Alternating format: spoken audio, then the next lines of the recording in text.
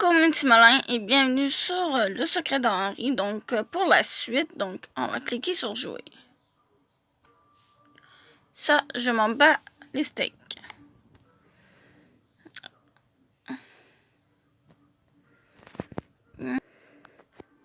Donc, j'ai passé une super journée.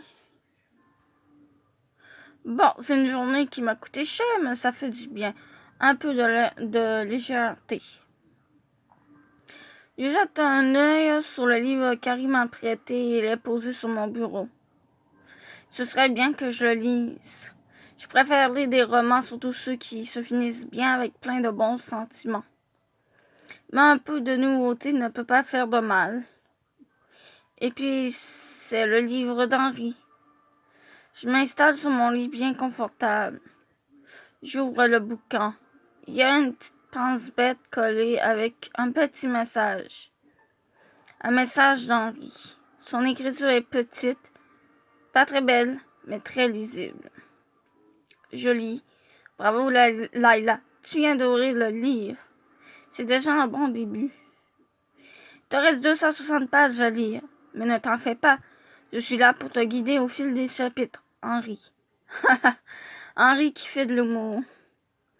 Il a dû deviner que ce genre de livre n'était pas mon domaine de prédilection, mais il m'incite quand même à le lire. Je ne sais pas si je dois trouver son message attendrissant ou presque insultant.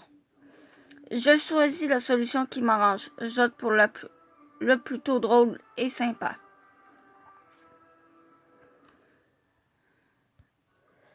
Donc, ces vacances sont passées tellement vite. Faut dire que être malade pendant ces vacances, c'est franchement pas cool. Moi qui avais imaginé un programme bien rempli, j'ai l'impression que je n'ai rien fait. Enfin si, j'ai fini le livre d'Henri. Comme l'avait indiqué le message sur la première page, tout le reste du livre était joncé de petits mots en mon intention. Henri me faisait part de son avis, posait des questions, éclaircissait certains points qu'il pensait ne pas être à ma portée. C'est vrai que certains mots m'avaient échappé, mais pas tous. J'ai donc la satisfaction de me dire que je ne suis pas aussi débile qu'il pouvait le penser. Quand on parle du loup. Comme à son habitude, Henri est là, le premier devant la porte de la salle. Il attend le professeur le nez dans un nouveau livre.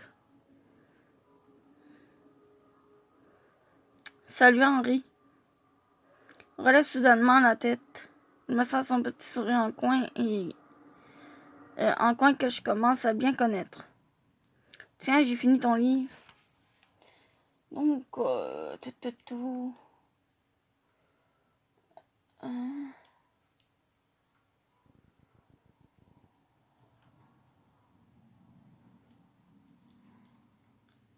Désolé. Oh, déjà? Oui, comme quoi ouvrir le livre n'était pas si difficile que ça. Le souris le plus belle. Hey. J'espère que tu n'as pas mal pris mes petits messages. Je voulais juste un peu pimenter ta lecture. Je me suis douté que lire ce genre de choses ne devait pas faire partie de tes habitudes. C'est vrai, mais tu m'as donné envie de le lire, et puis tu étais donné la peine de me l'apporter, alors je me suis lancée. Oui. À titre d'information, sache que je connaissais la définition de pas mal des mots que tu avais relevés, monsieur l'intello, qui pense que je suis débile. Il rit de bon cœur.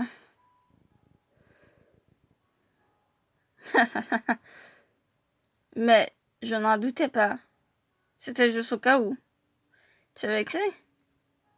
Je le regarde et pose sa question sincèrement. Je décide de profiter un peu de la situation comme il paraît. Je vois, ça ne devrait pas lui poser de problème. Enfin, je crois. Je baisse la tête et prends l'air forcément gêné. Il me va qu'il croise mon regard, je suis mauvaise actrice. Oui. Je si un peu quand même. Tu penses toujours que je suis sans cervelle? Ça me fait de la peine, tu sais. Je ne le vois pas, mais je le sens s'agiter et se tenancé. Layla, je suis désolée, c'était juste pour te taquiner tout ça. Cette fois-ci, je ne peux m'empêcher de exploser de rire. Je lui trouvé une tape virile sur l'épaule. Point souriant, je savoure ma victoire. Haha, je t'ai bien eu. Ça t'apprendra à jouer avec l'intelligence des filles. Il pouffe. Décidément, tu n'es vraiment pas sur la même planète que nous. Tu déconnes, c'est l'hôpital qui se fout de la charrue avant les bœufs. Ce n'est pas la bonne expression, ça. Merci bien. J'étais au courant, je faisais de l'humour. Layla? Je me tourne. Tiffany, l'agent de seconde, que j'avais aidé il y a quelque temps, est face à moi. Jasmine et toi m'aviez dit que je pourrais venir vous voir si j'avais un souci. Il se trouve que j'en ai un. Elle m'inquiète. Et qu'est-ce qui t'arrive? Avant les vacances, j'ai perdu mon téléphone. Enfin, je crois. Pourtant, j'y fais attention, tu sais. Mes parents m'en ont acheté un autre la semaine dernière. Hier matin, je l'avais encore. Je ne l'ai pas sorti de la journée pour être sûr de ne pas le perdre. Mais en rentrant le soir, je l'ai cherché partout dans mon sac plusieurs fois. Rien, disparu, introuvable. Elle est morte de honte. Je crois que quelqu'un s'amuse à me voler mon téléphone et certaines de mes affaires. Tu as pu en parler à tes parents? Tiffany lève les yeux vers Henri. Elle est vraiment toute petite à côté de lui. Lui, c'est Henri, c'est mon ami. Je sonde son visage pour voir si ce que je viens de dire l'a froissé. Il a l'air d'accepter cette amitié du moins devant Tiffany. Tiffany secoue la tête. Non, je n'ai pas osé. Elle se met à pleurer. Qu'est-ce qu'ils vont dire, mes parents? Je vais me faire engueuler, c'est sûr. J'avais promis de faire attention. Henri pose sa main sur l'épaule de Tiffany. Écoute, Tiffany, c'est ça? Elle hoche la tête. Je ne te promets rien, mais avec Layla, on va essayer de retrouver ton téléphone. Layla aime bien jouer au super-héros, n'est-ce pas? Je suis choquée. Maintenant, monsieur prend les décisions à ma place. Je le regarde accusatrice. Un regard qui dit t'abuses de m'embarquer dans cette histoire. Je vais te pulvériser ta petite tête d'intello. Ça va pas traîner. La télépathie a l'air de fonctionner. Le message vient de passer. Oui, on va essayer de t'aider. Tu penses que le coup peut venir de deux crétins? Des deux crétins de la dernière fois? Je sais pas du tout. Tu as une idée de l'endroit où tu l'as vu pour la dernière fois? Il était encore dans mon sac quand j'ai mangé à la cantine. Je l'avais encore quand je suis rentrée en cours de l'après-midi. Je n'ai pas bougé de ma classe ensuite. C'est sûrement quelqu'un de ta classe, alors j'imagine que tu as essayé d'appeler sur ton téléphone. Oui, ça ne décrochait pas, mais ça sonnait quand même. Donne-moi ton numéro, je vais réessayer. Je tends mon téléphone à Tiffany qui compose son numéro, puis je mets le haut-parleur.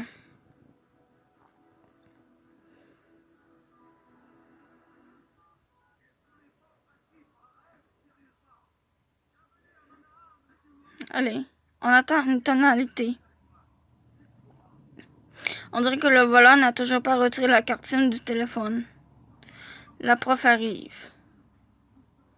Tiffany, on va rentrer en cours et tu devrais en faire autant.